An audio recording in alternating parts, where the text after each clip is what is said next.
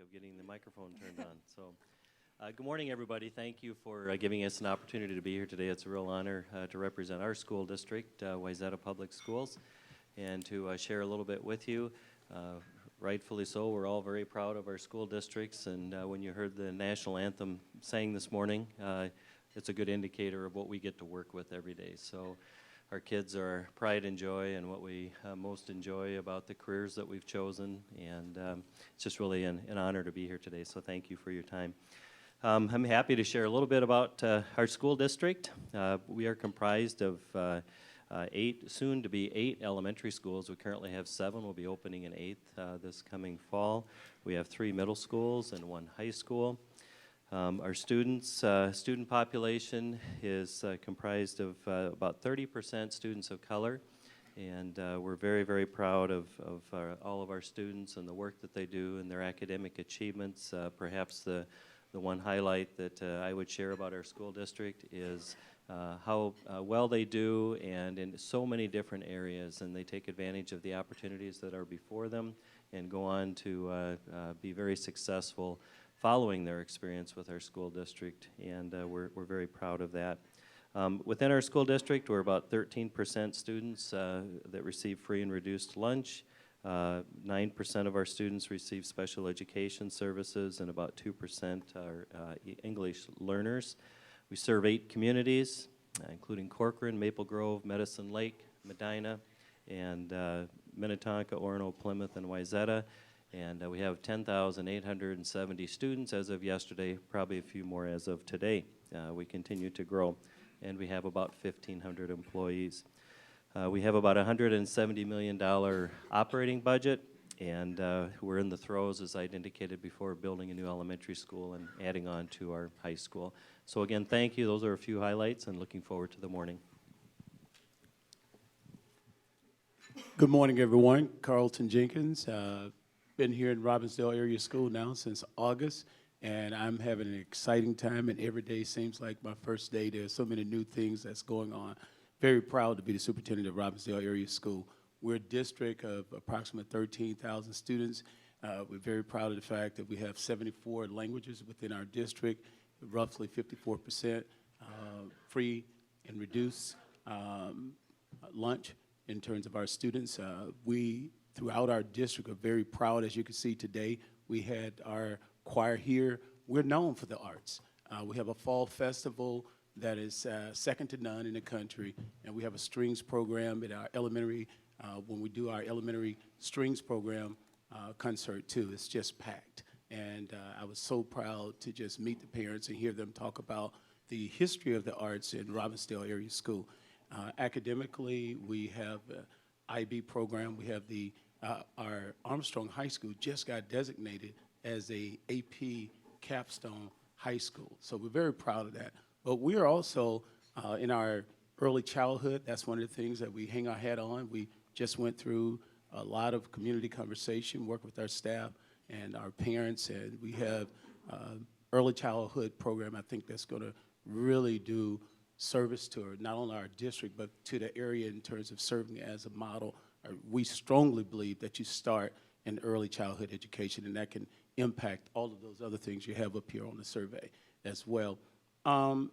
Something that I would just say in terms of our unified district vision, we take that very serious in Robbinsdale Area School, and we're very proud of it, and we're going to look forward to sharing that with our community as we continue to roll out what we're doing. Hopkins Public Schools serves Plymouth, Hopkins, Minnetonka, Eden Prairie, Edina, St. Louis Park, Golden Valley. Geographically, it's amazing. We go all the way from Eden Prairie to basically Theodore Golf Course. So it is an expansive district. It's 45% kids of color, 47% free and reduced. It's a amazingly diverse school district. When you walk into classrooms, it's like you're walking into the whole world because we have 48 different languages, and students really get the experience of just being elbows to elbows with kids and families from other cultures. We have a Chinese immersion program in K through 9, and we have a Spanish immersion that we're just developing.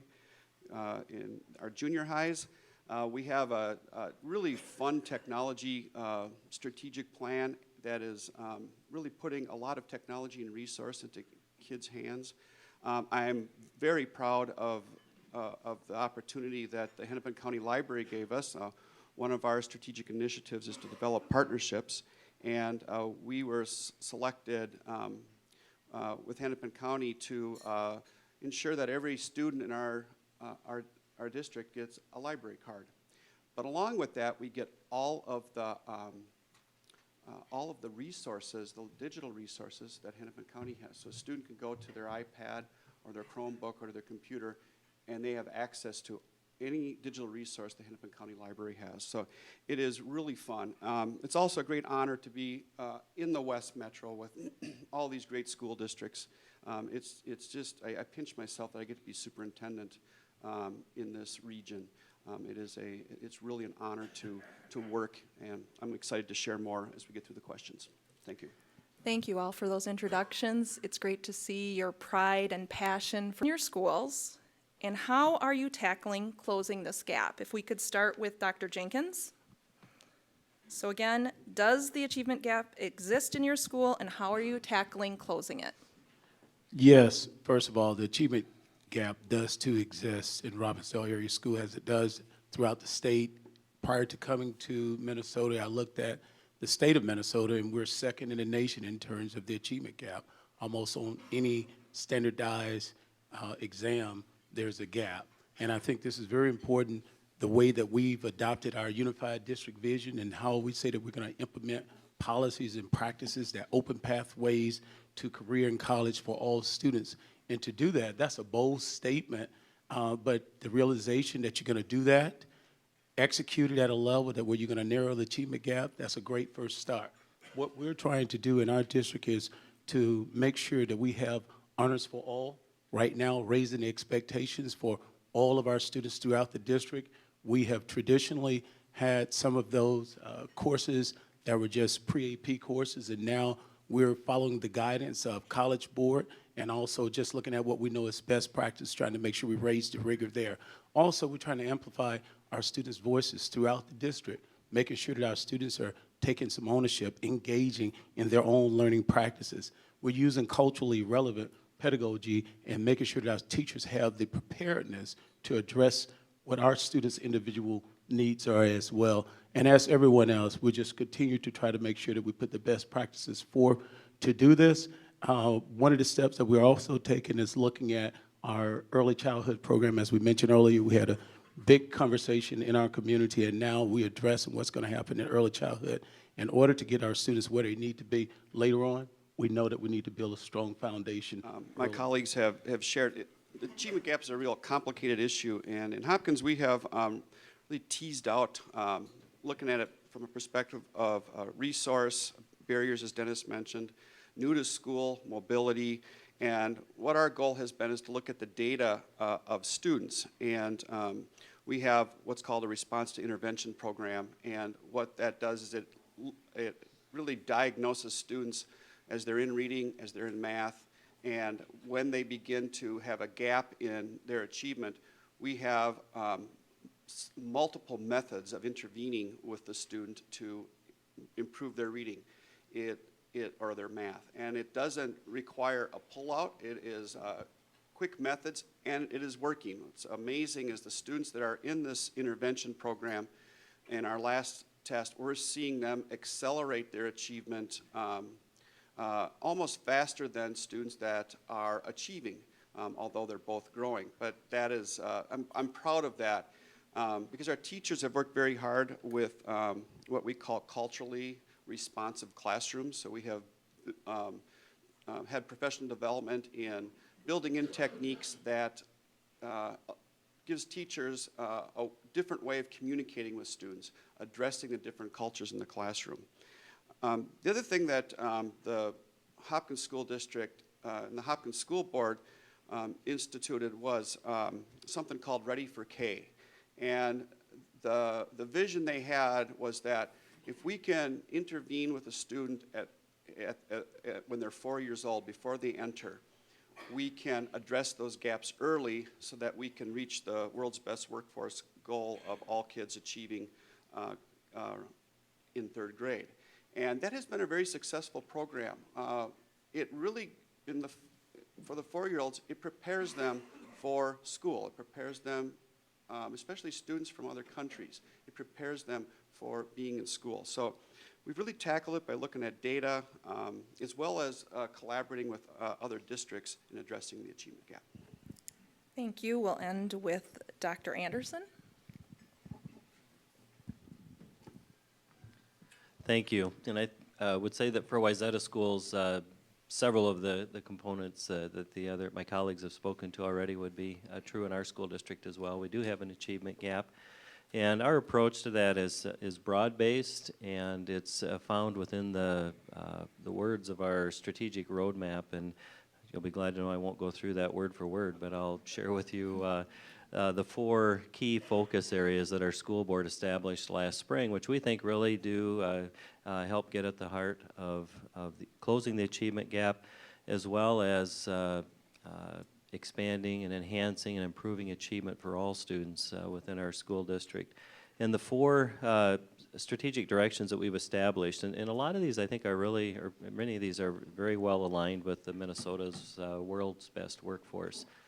That happened somewhat serendipitously, but while that was being developed simultaneously along with the things that we were developing within our own school district, there was just some really nice alignment there, which is great.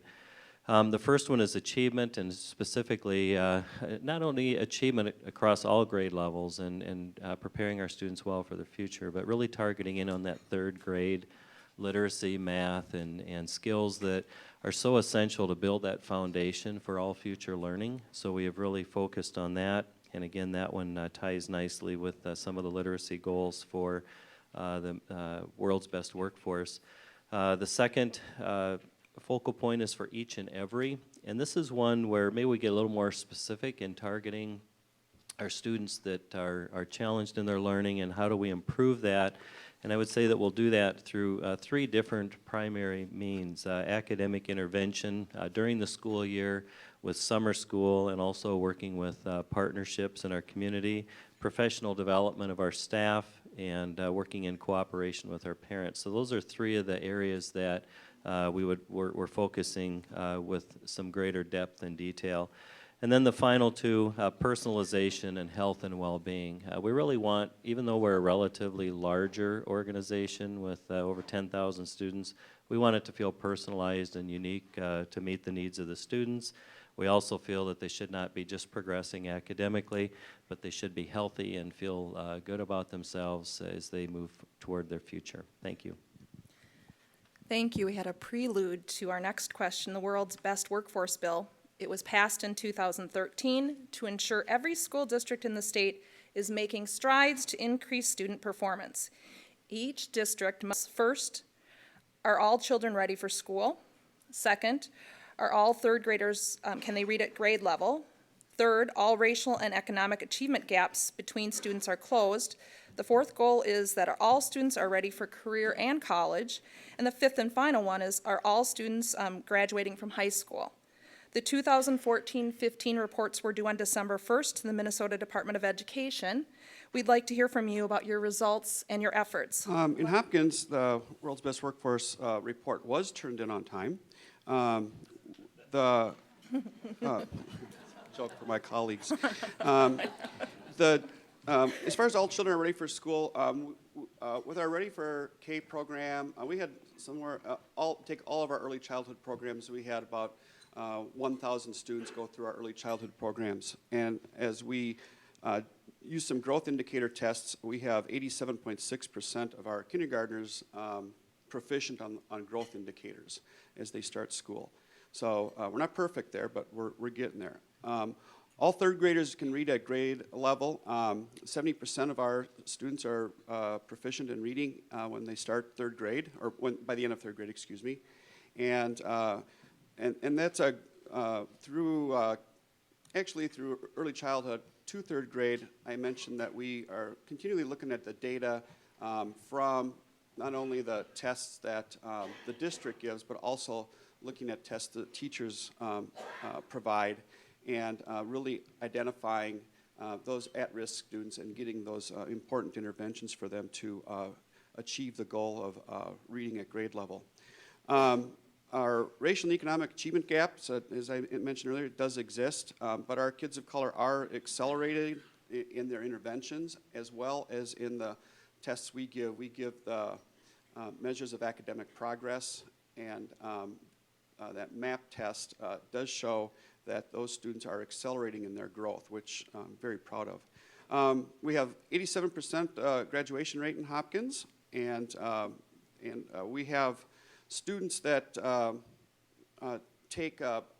students that are at risk. We offer them a course called AVID, and AVID is really a college prep program within the high school, and they are required to take AP tests in that program. So an at-risk student is taking AP tests. Also, we have removed all of our prerequisites for advanced placement. So any student, regardless of their current achievement, can take an advanced placement.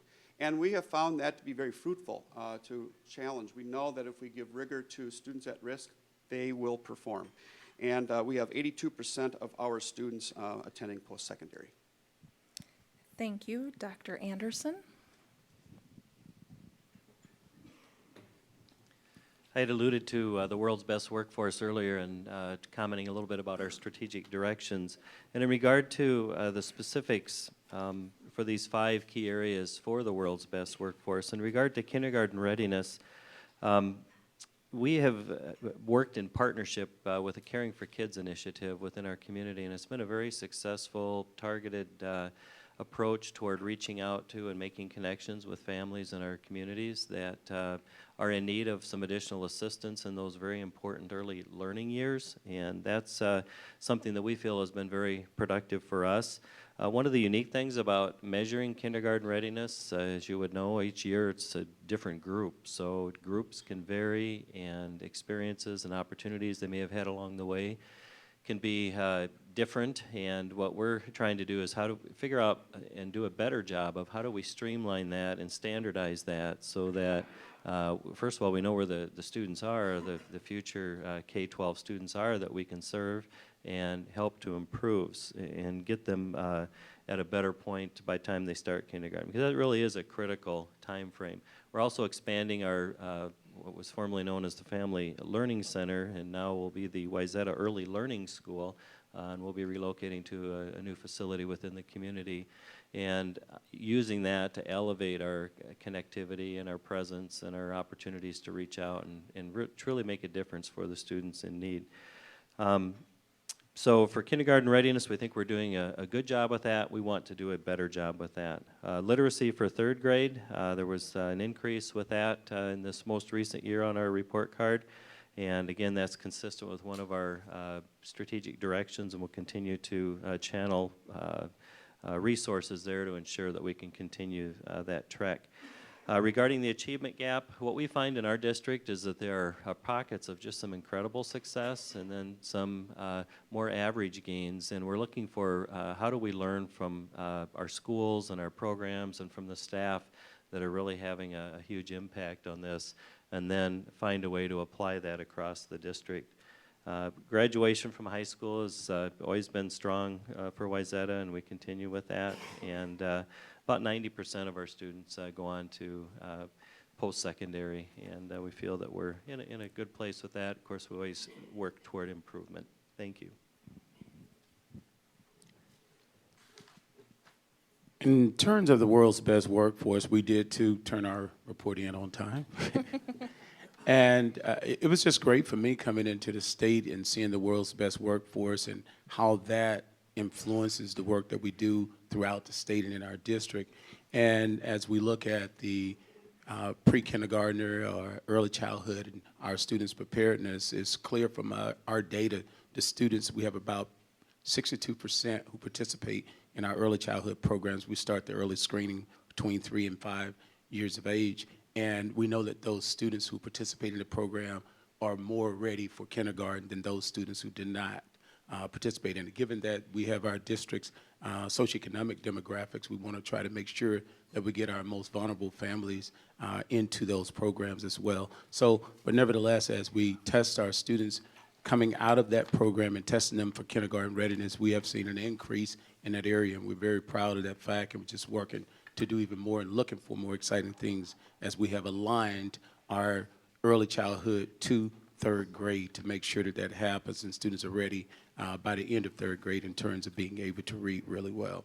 When we think about in terms of what we're doing in our getting students ready to read, we have implemented our Daily 5 Cafe, and we're being very intentional about our monitoring as we're going out in our buildings, having accountable talk in terms of what our students are doing, how our students are doing it, and then we're analyzing that data together and just going back in the classroom and adjusting our teaching as necessary to meet the individual needs of our students there.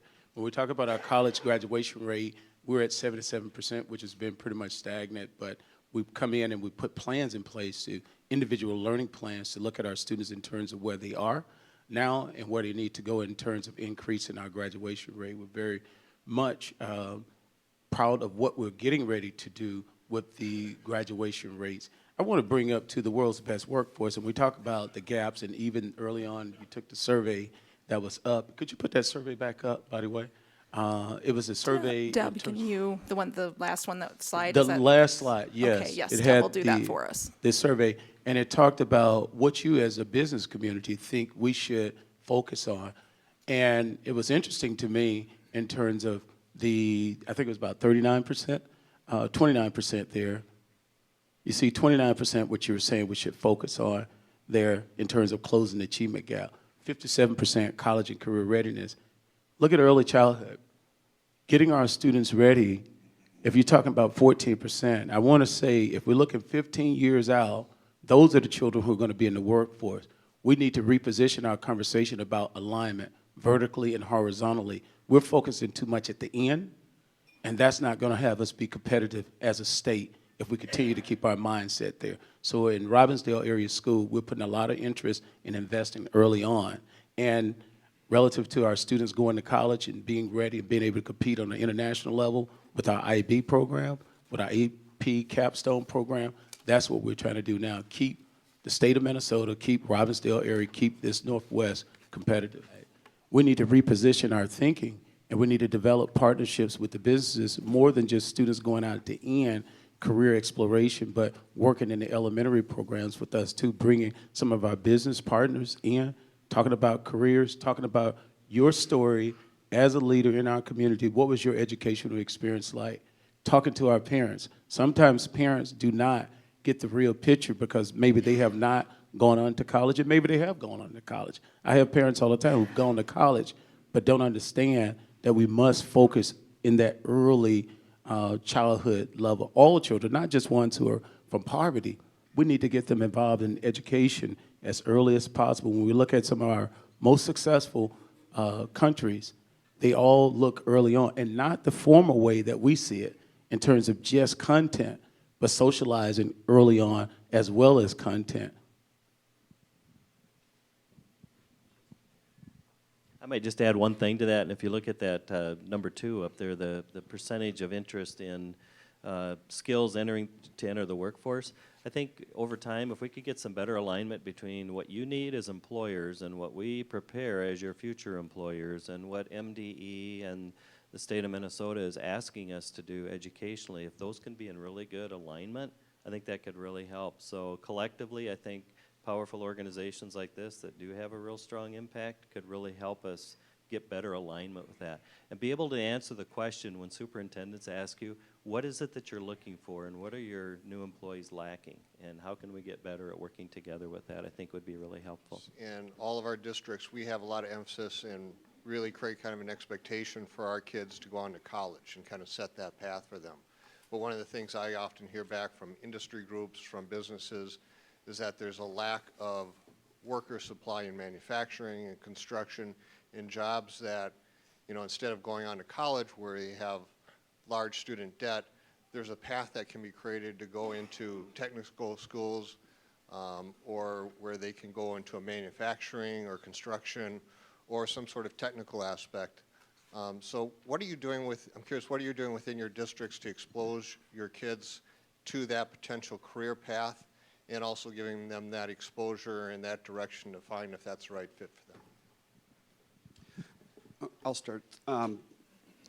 In Hopkins, we have what I would call a program that's actually called Project Lead the Way, and Project Lead the Way is a program that gets into that technical force and the technical part of the workforce and technology. And what's fascinating about it is that students that get into that usually start out as engineers, and as they get into it, they start to realize there's a whole other world out there other than a college track towards engineering. So that is one program that's been real successful. We also have a program we call Propel, and it pairs students with mentors or industry where students can learn different manufacturing. So there's a lot of different avenues. But we're trying to change our language a bit. We really emphasize post-secondary opportunities, knowing that college is one of them. But I think our students and our parents naturally are starting to realize that there is different pathways that one can take. Interesting story, when I went out to Washington to do some lobbying with the superintendent organization, and I walked into Senator Klobuchar's office and said hello, and her first question to me is, "Do you have a welder program at Hopkins High School?" And I said, "No." "Well, you need one, because the country is rebuilding all its bridges, and there's a welder shortage." And I think, as we indicated earlier, is informing us on how we can adapt. We also have a District 287 that provides vocational programs for 11 member districts, primarily on the west end. And so we can feed students into those programs too. Back to my earlier statement of coming in as early as possible, not only being in front of students, but engaging with parents as well. And this is also reflective of, we need to change the conversation. 29% say focus on the gap between black and white. We should be focusing on the gap between excellence and non-excellence.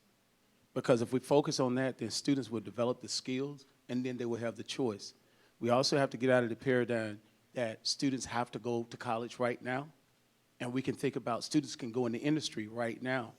The goal, we think about careers, we just don't have to go get the 4-year degree. I think that the proposal on the table right now by one of our very own to start working with companies and having students while they're in high school do that and have those companies scholarship them so that they can have other options afterwards. Someone may want to be a welder. Well, being a welder could lead to being an engineer. We can talk about entrepreneurship, and that's something that we're losing in our country, the entrepreneurship, and we need to bring that right within the school. That's a part of being innovative, and I think as we do that, as a part of your question, it's the choice of the child and of the family. Do I want to go to college, or do I want to pursue a career? But if I have the high skills, if I make that decision today, I'm not pushing the German model. If I make that decision today, if I have the high skills, later on, I could choose another path. I have two thoughts. Dr. Jenkins just shared with you one of those much better than I would have, so thank you. In regard to what can be done, first of all, one of the things that I've often thought is that for us to replicate some of the existing programs like in Hennepin Tech and other programs within the metro area would be very difficult to get the facilities and the experience base, et cetera, within the buildings within our schools to teach some of those skills. So perhaps opportunities to leverage those facilities and those programs that are already in place to a higher degree and working in closer partnership. I know there's been a lot of work at the legislative level and other levels to help merge more of those opportunities. So I think that to maximize that would be great. And then as Dr. Jenkins and others have shared, just those field experiences, those opportunities to engage early before as you're headhunting, if you will, for your future employees, to give consideration to working in cooperation with our high schools to connect with these young people and maybe mentor and give them some field experiences while they're doing their formal training. So when they're done with that formal training, they have that nice combination of field experiences and the knowledge base that they need to really help you out. So we'd be happy, I'll speak for myself, but I'm sure my colleagues would as well, to engage in conversation with you or representatives of this group to find more of those opportunities to help you find our young people. They're fascinating. Kids get better every year. Our high school kids and students across the board get a bad rap, I think, sometimes. But I tell you what, they're so impressive, and they have so much to offer, and there's so much hope, and they have all their dreams in front of them. And collectively, if we can find some ways to interconnect at deeper levels and give them earlier experiences, you'd be amazed at what they can come up with. They're very creative, and channeling that can be a challenge sometimes, and keeping it going all in the right direction. But if we can collectively do that, it'll be a pretty incredible end result. What a great conversation today. We hope to continue this, and we can see that Wayzata, Robbinsdale, St. Louis Park, Minnetonka, and Hopkins are, have great leaders who care about their students and are committed to their success. So let's give all the superintendents a hand.